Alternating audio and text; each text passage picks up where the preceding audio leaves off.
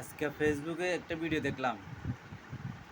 ভিডিওতে এক ফলা কয় যে মেসি নাকি তার বাপ। তো মেসি যদি তোর বাপ হইয়া থাকে তাহলে তোর বাপ মা কে কি করলো, কি দোষ করলো তোর জন্ম দিয়ে রে? তুই কিন্তু তোর মেসিরে বাপ বলা হরি। তো বাপ মার যে মান সম্মান হয়েছস, তোর কোনো লাভ হয়েছে? হ্যাঁ,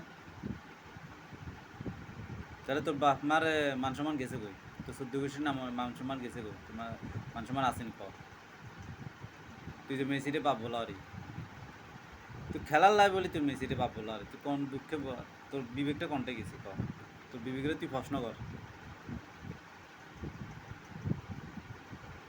হয়তো হিসাব কিতাব করে কইস, বুঝতি?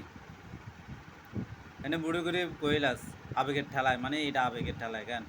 সুমা ধরি যাচ্ছি চাই ধরি যে সুমা ধরি। আরে একজন যদি ইসলামকে ভালোবাসতি তাহলে মনে বুঝাইতাম যে যাক অনেক ভালো লাগলো। এখন তোরে পুরো বাংলাদেশের মানুষ অপমানি করতেছে, বেজ্জতি আর তো তোর ভালো লাগে? তোর ভিডিওটা দেখে মানে মানুষে হাসাহাসি করতেছে, কেউ হাসির, কেউ তোরও তো তাদের ফিট্টু কর, বিয়া দাও।